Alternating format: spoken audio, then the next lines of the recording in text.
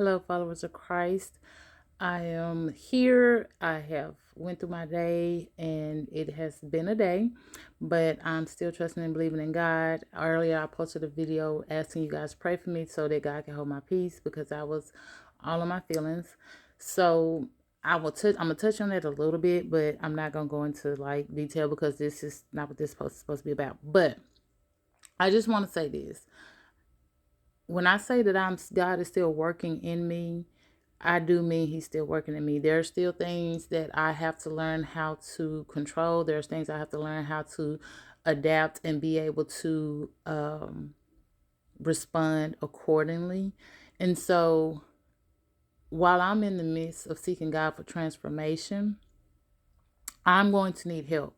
And this is one of those moments where I'm needing help. This is where, when you are a part of God's kingdom, when you have uh, a circle, or you have your inner fellowship, or you have people who are able to pray for you and pray over you to help you when you can't help yourself. This is one of those moments, because like when I say my level was here, y'all, it was here. But through prayer, through God's grace, through his mercy, I have calmed down, and I have not allowed myself to be more out of character than what is appropriate for the situation, or at least what's appropriate in God's eyes on how I handle the situation. Because how I choose to handle it and how he's going to handle it is totally different. So I have given that over to God. I have allowed him to, I've just given that situation to him. But as far as me, I'm a work in progress, and we all are a work in progress. And if we can't acknowledge when we have stepped out of ourselves and asked for help, when we've done that, then we're not seeking growth. We're not growing the way we should grow. It took me a while to get here. I'm not saying that if you act out of character that you're not growing. I'm saying, if you act out of character and you responded to it, but you acknowledge it, the progress is, first you have to acknowledge when you're out of character, and then the next level is knowing how to ask for help so that you're able to get to that step or that next level of responding according to how God wants you to respond. So I did not respond the way that I would normally respond. So I see that as growth. And I am giving it over to God, which is also growth. But I'm also being blessed to being able to see those who have stepped in my support system and actually help me by praying for me, because this wasn't something where somebody could physically help me. Like, it wasn't nobody can just hold me down or give me a shot or give me a pill or go take me somewhere. No, this was an inner emotional situation where the only thing that was going to help me get through it was prayer. And prayer, there's power in numbers. And so, because those that are in my inner circle and they understand my relationship with Christ were able to pray on my behalf when I couldn't pray for myself, I'm able to sit here right now and tell you I am at a more calmer state. I can think about the situation and not get worked up about it. And that is why. Because the relationship that I have built with God, the relationship I've built with those around me, is now working in my favor. And I just thank God for that. So I'm just going to give him a little quick praise for that, acknowledging that the prayer did work. I am more calmer than what I am. Normally it takes me about 4 days in order to calm down from the type of situation that I encounter. And no, for the assumptioners out there, even though I don't believe in assuming, but I know people still do assume, I was not upset with my daughter, my daughter, my son, any of my kids. I was not upset at my kids. I was having a conversation, and in a conversation they was telling me about something, and that's what got me upset. So I'm a huge protector of my children, and whenever someone comes after them, I have this. I go all in my flesh. We're gonna say it like that. And that's not how I need to be operating. Even when I'm protecting my children, I still need to be able to call on God to come in and intervene where I see there's a threat. And so that is where I'm trying to operate now. Instead of me trying to handle the situation, I'm trying to allow God to handle all avenues of my life. That includes me being able to protect my children with the Holy Spirit being present in the midst of the protection. So thank you all for praying for me. For those who did pray, I'm here to tell you it does work. If you didn't believe it wasn't going to work, but it did. Now, to what we are here for, which is the final few chapters of Songs of Solomon or Songs of Song, just depends on what version you're reading. I still feel the same that I did when I did the last post, that that book is about valuing oneself, self-love, and identifying with love and how love looks. If you do not know what it's like to love a person that you're with, like that book, the way that they're describing how they're mesmerized by one another, it's it's one of those things where you have to understand what love is. And the reason why I say that is because as I'm reading the book and I'm reading the descriptions and what they're comparing to, every last one of the comparisons was correlated to a familiar reference of goodness. So when you're thinking about someone, when you are talking about someone, if you want to know how to love a person, that book gives you a great example. Because if you look at, don't go deeper than the superficial conversation, and you realize that when they're talking about each other, they're comparing. It's a comparison type things, like it talks about how the lips are and how the eyes are, and it's the references are things of good, things that remind them of greatness. So when you're with someone, if you don't remind them of something good, then you may want to ask God if they should be in your life. Like that level of, and this is for the people who are in deep relationships and you're thinking about going to the next level, and or if you're trying to get in a relationship, if you're looking for love and you're trying to identify if this person loves you or has love for you, ask them to describe their love. Like, what would you compare me to? And that will give you a good idea of the magnitude of love that they have for you. If they can't put it on the scale of numbers, have them put it on the scale of likeness. Because we talked about that. Your love, you can't say you're a 0 and then say you love God as much as you love yourself, because if you consider yourself a 0, 0 times anything is 0. So if you can't relate to the numbers, then relate to the likeness of things in your life.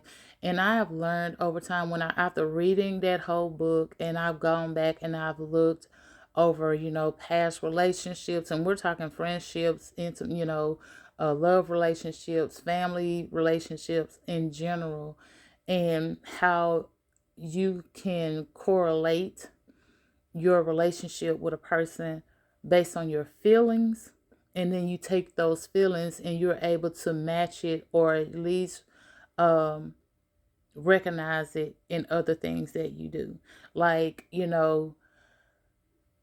it's not, love is not something that you just go around and handing out in the sense of like superficial. You know what I mean? Like, you should love everyone, but don't just say it as if it's like, oh, I love everyone like I love chocolate cake. Like, when you have a love for a person, and the Bible says you should love everyone, they're not talking about superficial love. He's talking about having genuine compassion for someone, having a concern for someone, that that you care about. And when I say having compassion for someone, I'm talking about that type of concern for a person. Like, you're genuinely concerned. When you say, I love all my sisters and brothers, I love everyone in Christ, that means you have a genuine concern about their well-being. You have a genuine concern about if they have a good day or if they have a bad day. And it don't necessarily mean you have to be in love with that person where you have to come to their rescue. That's not necessarily always going to be your position in their life. It just means that you're open to allowing God to use you to help them in areas where he's called you to help them. Okay? So, but in order for us to get to that point of where we love our brothers and our sisters, our individualities, our ourselves, we have to start with basically identifying what love means to us as an individual. Because it's the reason why that's important is because sometimes we think that a person is supposed to love us the way that we love ourselves. But what if that person's definition of love is very different from your definition? How can they love you in a way that they don't know how to identify with? They can't define your level of love. And that's what makes relationships become frustrating or toxic, is because we're angry that they're not showing us the love that we want to get, but we haven't yet sat down and had the conversation about, well, what does love mean to you, and am I capable of loving you based on your definition of love? So we have to evaluate that first. We have to look at ourselves and do that first. And I think the book of Songs of Solomon, is it's a great starting point. So when you read it and you're like, whoa, wait, like, no, I don't feel this way about that person. So, um, maybe I need to reevaluate. Well, before you say that, ask yourself, are you capable of that type of love? And do you want that type of love? Does that type of love sound like something that you want in your life? Is that the type of love you want to be able to express and receive? And I'm not saying that it's right or wrong. I'm saying that is just one form. There's so many other stories in the Bible where love is shown from different levels, different angles, different type of relationships. That question is, the relationship that you're in, that you're referring to, that you're referencing, is that the type of love that you're trying to get out of that relationship, and go from there. Self-love is so important. It is literally the foundation. It starts the journey to being able to better yourself and being the best version of yourself. Um, I, for one, had to work on it. I struggled with it for a while. And when I say self love, I'm talking about not just, loving who you are, your creation, but having the confidence of being okay with who you are. It's not about just being in love with, loving parts of your body, or, or I've changed this, or I've lost weight, or this. It's actually just being confident in who you are. If I gain weight tomorrow, would I still be confident, or would I have less love for myself? That's where, where I say about foundational love is being confident with who you are, no matter what you're going through, no matter what circumstances you're coming up on, no matter what it looks like. Like, can you see the courage in yourself? Can you see the bravery within you? Can you see the intellect that you have, the value, your value? Not based on your physicality, not even necessarily based on your situation, but your overall, your transformation. Can you love the you today? And if you evolve tomorrow, can you also love that person too? Like, love makes room for growth. And if we get so fixated on the just the physicality of love, or where we are today, well, I love myself today, and then something happens, or that's scary. That's a scary moment, because you don't want to restrict yourself, and you don't want to put yourself in a bubble so tight of self-love, so tight where there's no room to grow, that if something happens, your love starts changing. You got to make space for your love to grow within yourself. And that's one of those things where you have to go deeper than just what you've been through. Like, I've been through some things, but I love myself for it. I love myself because I learned from it. I love myself because I've grown from it. I love myself because it didn't change me at all.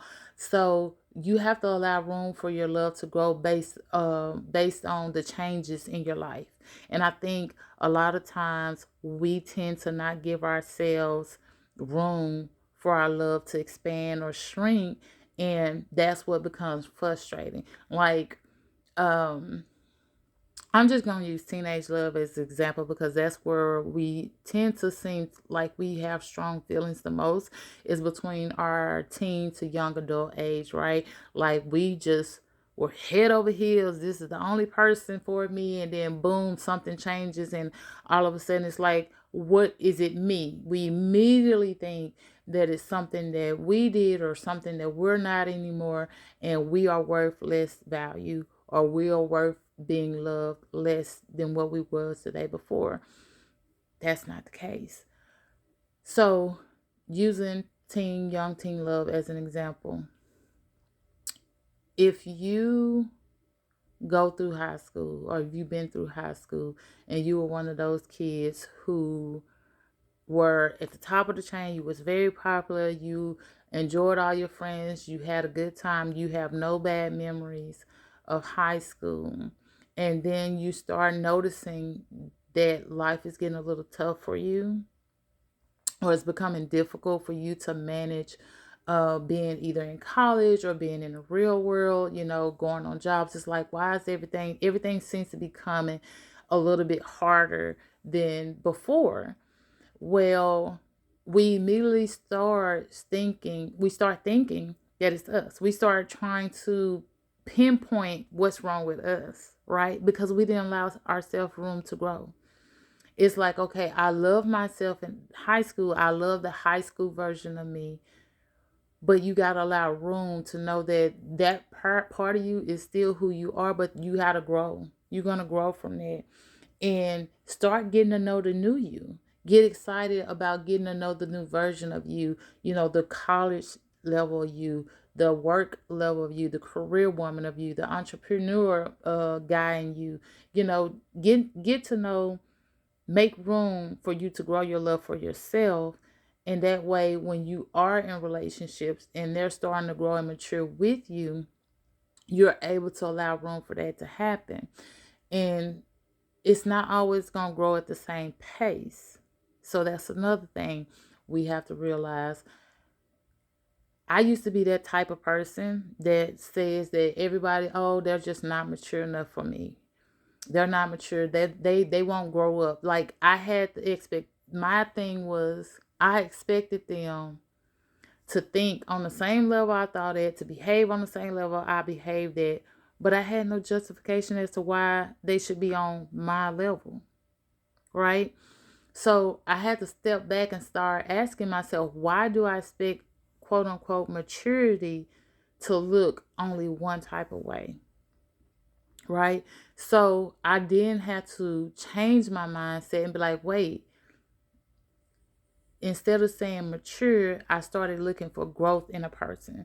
So growth may not grow, it may not be the same for me as it is for the next person. For example, me graduating high school, going off to college, getting my degree, a lot of people will say that's growth.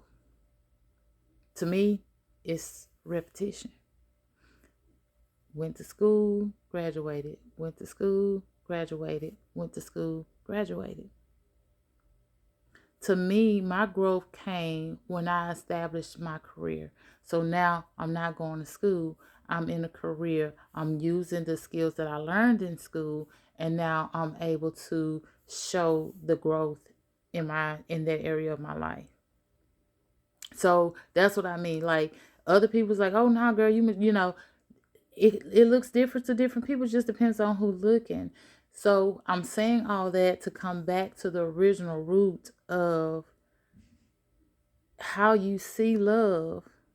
Your perception of love can have a major impact on the relationships that you have. And until you know what your definition of love is, You can't expect other people to know your definition or to respond to you or to give you what they don't know about you. But guess who knows your definition? Guess who knows how to love you? How to love you effortlessly, how to love you unconditionally.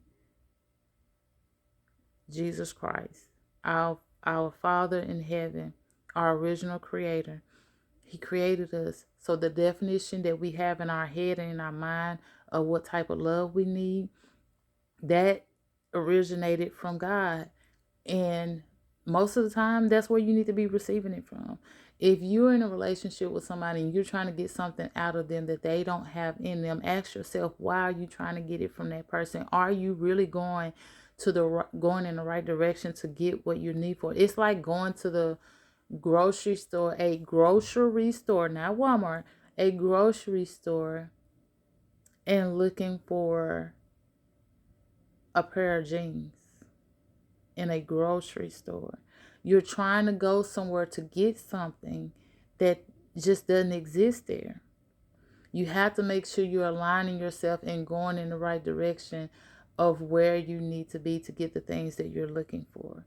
And when you're out here and you're dating, you can't date someone that's looking to social date and say, I'm looking for a husband.